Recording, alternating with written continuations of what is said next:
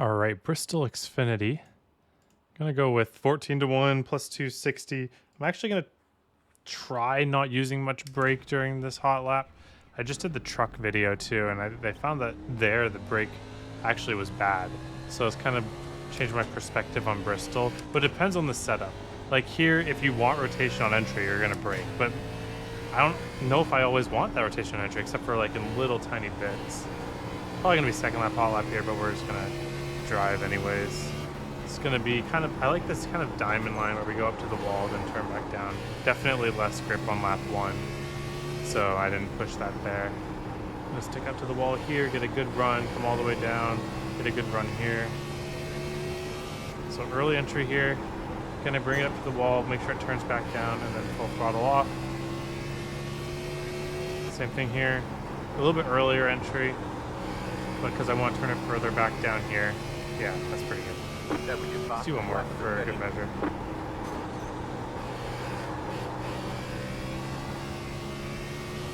A little messier, but I can see where the speed is. And you see it is actually slower to not turn it all the way back down. So yeah, we'll go with that second lap there. I definitely probably another 10th in it. We'll see what track temperature it's at. I could feel a 10th though, just by not optimizing that. 97. So probably depending on track temperature, you can see faster. But I do think this is more or less the line. I don't think like entering by the wall here is going to do anything for you. Oh yeah, sorry, I'll do the run up first. It's kind of the same as the actual lap. Just how 3 and 4 works is it's so good to just late apex right here, because this little transition here is really tough if you have a lot of wheel input. And this looks like a lot of wheel input, but it's not as much as if you would have if you were right by the wall or if you were by the yellow the whole time. So turning down and being able to have less wheel input over this moment right here helps you set up for turn 1. Okay, so I'm not entering by the wall. I'm kind of letting the car slide up into the wall and then instantly rotating back down and throttling. So I didn't want to throttle all the way into the wall. You can kind of see how, oops, sorry. So I'm letting go of the throttle, and then I pick up the throttle once I get like right by the wall to turn off of it. And then that can allow me to get pretty aggressive. I don't need to go all the way to the bottom here because for whatever reason, how the shape is right here, how the banking is, it feels good just to keep it up here, carry the momentum. But here in 3 and 4, I take it even maybe the same entrance, but you see how I'm trying to turn it down sooner. So I had to lift a little bit earlier because I'm trying to get the car to turn off the wall sooner. Because it doesn't work very well, in my opinion, to build up that momentum if you're having to turn down much later than this. And like I was able to get through this transition without barely any wheel, and you can see on my next lap. Oh, never mind. My next lap, as I was going down in turn 3, I couldn't get the car to turn down early enough. And you see how light it gets when you have to have this much wheel in the car at this point? Like, I didn't want that much wheel in the car, obviously, but I'm trying to make the corner exit. So if you're like, okay, I have to use less wheel to get through that part of the corner. Well, the only thing you can really do is have more angle in the car at that corner. And the only way to have more angle in the car at that corner is to be coming from high to low. So that's why I kind of do that start high, turn it down low. Kind of the best of both worlds of keeping stable and keeping momentum. And all you have to do is give a little bit off up at the beginning. Long run here. Still think I still like the bottom. I think that the top is good for side-by-side situations because it's very hard to pass people off, especially off of turn 4, just running the bottom. But if you're in a situation where you're not under much pressure, I just think that roll and bottom, you can never go wrong in the Xfinity car.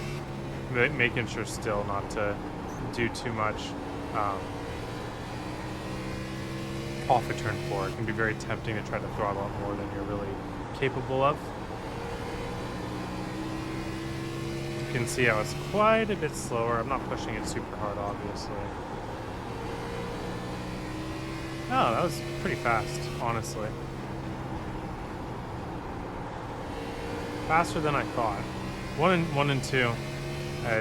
Maybe you can push the bottom to be a little bit faster than the top even in that case. Just so you just don't get that run, and you kind of pay for it for quite a while. But if anything, this kind of proves how you can make up a lot of time. Not all the way at the bottom. Ooh, that was really nice. Hey, good sector. But I'm still kind of behind here. Still a good lap. There's probably something in running a harder bottom line for hot lap. But the problem is, and I'll show you, tires still aren't that bad. Still close to qualifying tires here. If you try to push this anymore, it just doesn't work. There is nothing left to lean on. So it's almost like it seems like you can push it a lot more. But the amount that, let me try to maybe widen it. Yeah, it still doesn't work for me. Let me get this going again. If I hit, hopefully I don't hit the barrel. Yay. So that's why I don't think the bottom, even though it like looks really promising, and like, man, just push that a little more and you're probably gonna be faster. I don't think so, because I don't think there is much more to push. Like, this may look super early entry, especially with these hot tires. I just don't think you can push that entry much more if you're going to the bottom here. Still think it's much better than trying to push middle top. Like, still gotta lift early for this, for it to feel any sort of comfortable.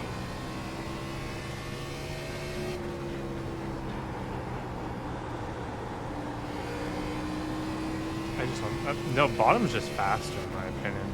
I think if you're patient on the bottom, you can make a really good time.